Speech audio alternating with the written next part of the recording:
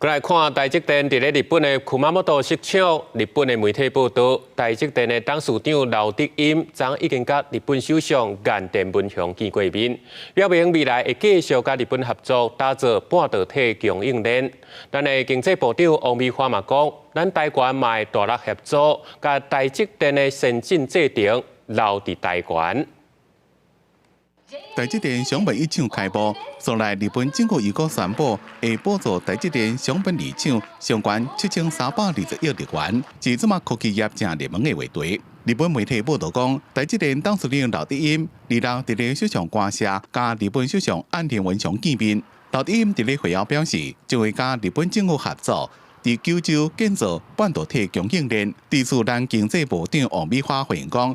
对双边产业合作是加分。台积电因为客户的这样的需求，那做一个全球的布局，那能够得到对当地政府的一个补助哈，那这个我们也是乐观其成。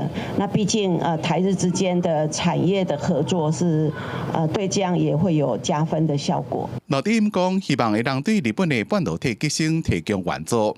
王美花表示乐观其成。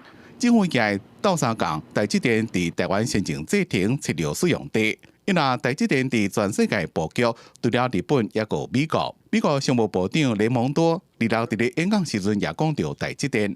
You know what TSMC is contemplating doing in Arizona is path breaking. You know, and they are investing in the United States, and we're grateful that they're doing that, and we're going to make sure it's successful. 雷蒙多表示，2030年之前，美国将会生产全世界20%的先进晶片。 所以也答应讲，会确保台积电也伫桑拿厂的成功，尤其伫咧晶片法案通过了，将会当改变美国现主时的状况。希望先进晶片的制程，包括研发、制造加先进封装，拢伫咧美国做。记者综合报道。